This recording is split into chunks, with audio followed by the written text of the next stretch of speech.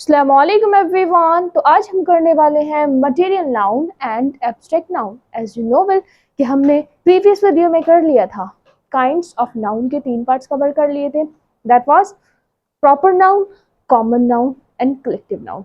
अब हमें डिस्कस करना है किसके बारे में? मटेरियल नाउन के बारे में एंड एब्स्ट्रैक्ट नाउन के बारे में।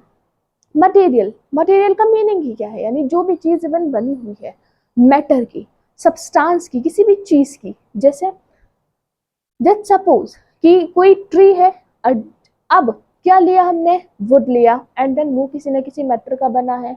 आगे कोई भी चीज जैसे टिन हो गया, कॉपर हो गया, सिल्वर हो गया, गोल्ड हो गया, बनी है वो किसी न किसी चीज से बनी है, सब्सटेंस से बनी है। चीज को सब्सटेंस बोलते हैं इंग्लिश में। तो बस यही डेफिनेशन है और आपको ये रिवाइज करनी, रीड करनी है और लर्न कर लेनी है मेरे साथ।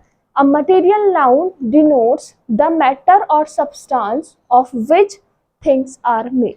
डेफिनेशन क्या कह रही है? डेफिनेशन यही कह रही है कि भाई मटेरियल नाउन डिनोट्स करता है किसी मैटर को, सब्सटेंस को, या तो मैटर का हो, सब्सटेंस का हो। और मैटर और सब्सटेंस क्या था? कोई भी चीज, विच जो की, थिंग्स जो चीज जो है बनी हुई है।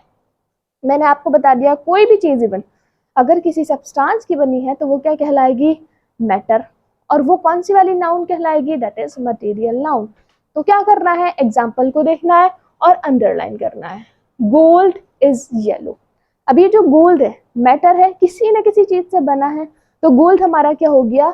Material noun. आगे सिल्वर इज वाइट। सिल्वर कैसी है? वाइट है। तो सिल्वर भी किसी ना किसी चीज यानी मैटर की बनी है, तो सिल्वर हमारा हो गया material noun. We get wood from trees, यानी ट्रीज से हमें क्या मिलती है? वुड मिलती है, लकड़ी मिलती है। अब लकड़ी को हम तराशेंगे और डिफरेंट डिफरेंट टाइप के फर्नीचर्स बनाएंगे, हाउसेज भी बनते हैं। तो क्या हो गया? यहाँ पर हमारा जो वुड है वो हो गया मटेरियल नाउन, क्योंकि वुड हमारा एक मैटर किसी चीज से बना है।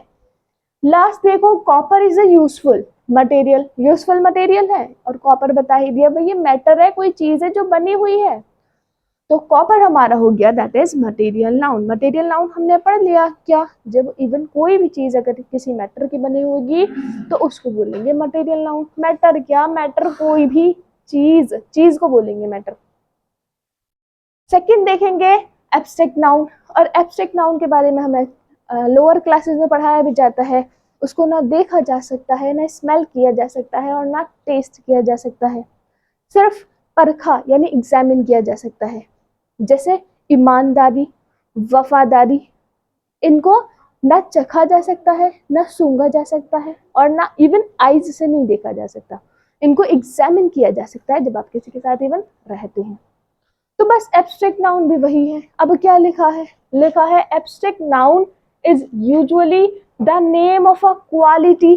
किस चीज का नेम है? किस चीज को डिनोट कर रहा है कि भैया क्वालिटी एंड एक्शन, कोई भी एक्शन, क्रिया यानी काम, और state considered apart from the object to which it belongs. Definition है, रिवाइज कर लेना, मैंने आपको बता दी। भाववाचक संज्ञा, भाव जिसमें फीलिंग्स के बारे में बात होगी, तो वो है हमारी एब्स्ट्रैक्ट नाउन। डन। और बात क्या बता दी? सेंस जो है, हम कौन कौन से सेंस से बस अपने माइंड से इवन देख सकते हैं, परख सकते हैं, एग्जामिन कर सकते हैं किसी पर्सन को, किसी पर्सन को या फिर एनिमल्स को। आगे जैसे यहाँ पे लिखा है honesty is the best policy. जो ऑनेस्टी है यानी वफादारी है, वो सबसे बेहतरीन पॉलिसी है। तो यहाँ पर ईमानदारी को आप आंखों से नेकेड आई से नहीं देख रहे हो, एग्जामिन किया, आप किसी के साथ रहे तो आपको समझ आ गया कि भैया ये जो ईमानदारी है ये बेस्ट पॉलिसी है। आगे इसके बाद है wisdom is better than strength, यानी स्ट्रेंथ से ज्यादा बेटर क्या है? विजडम, यानी बुद्धिमानी, बुद्धिमता बोलेंगे, ठीक है। तो इस किससे ज्यादा बेटर है? स्ट्रेंथ से। तो इनको ना स्ट्रेंथ को हम देख पा रहे हैं कि भाई कितनी स्ट्रेंथ है, और ना विजडम को कि चालाकी इवन कितनी है, इसके अंदर अक्ल कितनी है। लास्ट देखो, विदाउट हेल्थ, बिना हेल्थ के देयर इज नो हैप्पीनेस, कोई भी खुशी नहीं है। तो यहाँ क्या है? यहाँ उसने बता दिया कि हेल्थ, हेल्थ क्या है? हेल्थ है एक स्टेट, ठीक है, ये स्टेट को, एक्शन को और क्वालिटी को बता रहा था। एंड हैप्पीनेस है एक एक्शन। अगर हेल्थ अच्छी है तो ही तो आप हैप्पी रह सकते हैं और हैप्पी रहेंगे, बस आपकी चॉइस है। अगर हेल्थ कभी बाई चांस और अनफॉर्चुनेटली अच्छी ना हो तो मीन्स आप जब भी खुश रह सकते हैं। Lastly, I would like to say thank you and Allah Hafiz.